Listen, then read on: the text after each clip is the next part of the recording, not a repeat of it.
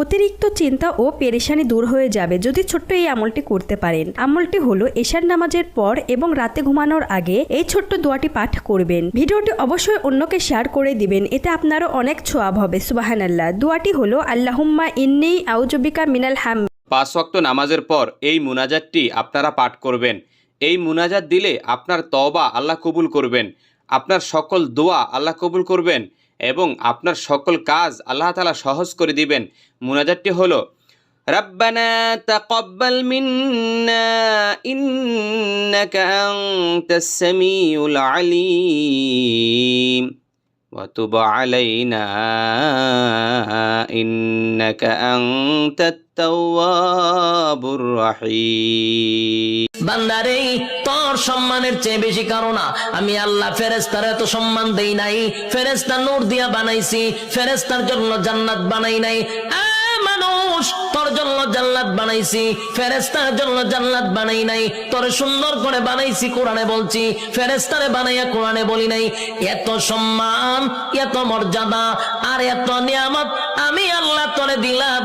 2টা 3.5 হাত মাটির ঘর, কারো আপন কারো পর, কারো আবার ফুলের বাগান, কারো বা হবে জাহান্নাম। বিশ্বনবী ফাতেমারে বললেন, ফাতেমা, আলী কোথায়? ফাতেমা বলল, আপনার জামাই আলী আমার সাথে ঝগড়া করে বাইরে গেছে। বিশ্বনবীর চেহারাটা আগুনের গোলার মতো লাল হয়ে গেল। বিশ্বনবী ডেকে বললেন, ফাতেমা, তুমি বিশ্বনবীর মেয়ে হতে পারো, কিন্তু আলী তোমার স্বামী। আলী যদি তোমার উপর নাখোশ থাকে, জান্নাতের দরজা তোমার জন্য খুলবে না। কোথায় গেছে আলী, কোথায়? বললেন যে মসজিদে নববীতে গেছে। বিশ্বনবী যে দেখলেন বালির উপরে আলী শুয়ে আছে। বিশ্বনবী মজা করে ডাক দিলেন, ইয়া আবা তোরাব, মানে হে বালির বাবা আলী, ওঠো। এখন আলী ওঠে না, রাগ করে আস। বিশ্বনবী এদিক দিয়ে তাকায়, আলী ওইদিকে তাকায়, মনে মনে করে এতক্ষণ আপনার মাইয়াই গুতাইছে, এখন আপনি গুতাইতেছেন। বিশ্বনবী যাই বললো, আলী রাগ করো না, ওঠো, তুমি আমার চাচাতো ভাই, আমার ঘরেই তো তুমি মানুষ হয়েছ। ঘাপটি মেরে হাতটা ধরে টান দিলেন। সেদিন আলী উঠতে বাধ্য হলেন, ঘরে নিয়ে আসলেন। নিয়ে এসে বিশ্বনবী খাটের মাঝখানে শুইলেন, ডান দিকে শোয়ালেন আলীকে, বাম দিকে শোয়ালেন ফাতেমাকে। এবার মেয়ের জামাইকে আর মেয়েকে বুঝাতে, যে বান্দা দোয়াটি 33 বার পড়বে সে সৌভাগ্যের অধিকারী হবে। দরুদ শরীফ সহ এই দোয়াটি পড়বেন। সুবহানাল্লাহি ওয়া বিহামদিহি সুবহানাল্লাহিল আযীম। আসসালামু আলাইকুম বন্ধুরা, সম্মানিত প্রিয় দর্শক, আশা করি আপনারা অনেক ভালো আছেন। আজকে এই ভিডিওতে আমরা দেখছি একটি ইসলামিক ঘটনা, যা শুনে আপনাকে মন ছুঁয়ে যাবে ইনশাল্লাহ। তাই ভিডিওটা না টেনে পুরোটা দেখবেন।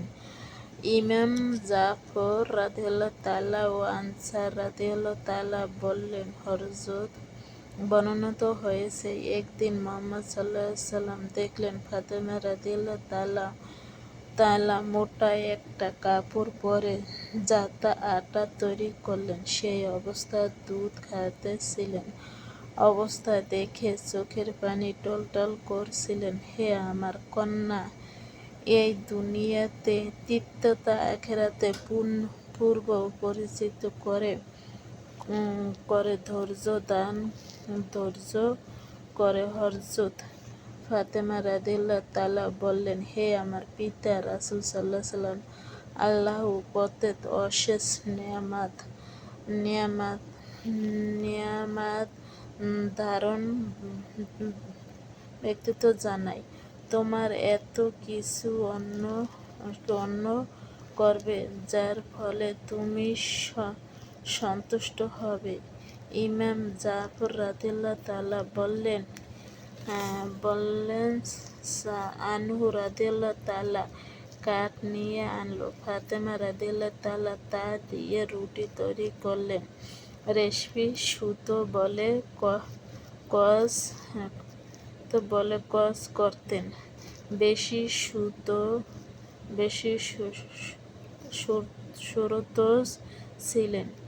সুন্দরী ছিলেন আল্লাহর রহমতে। তাই পিতা ও স্বামী সন্তানের উপরে বসন্ত ছিলেন। হযরত অনু রাদিয়াল্লাহু তাআলা বললেন, ফাতেমা রাদিয়াল্লাহু তাআলা আনহা এই তো পানি ব্যবহার করেছিলেন। সস্ত কলিমা আটা মেখে কলিমা আটা ব্যবহার করা যায়, কারণ তার হাত ক্ষত বিক্ষত হয়েছিলেন। তিনি রান্না বান্না কাজ করছেন, তার জন্য আপনার মাথা কাপড় চুল ধোয়াশা প্রচুর কষ্টের স্বীকার করেছিলেন। হযরত জাফর একদিন বললেন, আমাদের সাথে নামাজ আদায় করেছিলেন, কেবলামুখী হয়ে বসেছিলেন। হ্যালো প্রিয় গায়েস, আমার ভিডিওটা এই পর্যন্ত আজকে থাকলো। আমার বয়সটা যদি ভালো হয়, ভিডিওটা যদি ভালো হয়, তা সাবস্ক্রাইবার লাইক কমেন্ট দেবেন ইনশাল্লাহ। আর সামনে আশা করেন আরও ভালো ভিডিও দেব। আশা করি সবাই ভালো আছেন, আমার ইউটিউবের ভাই ও বোনেরা বন্ধুরা সবাই ভালো আছেন। আল্লাহ হাফেজ।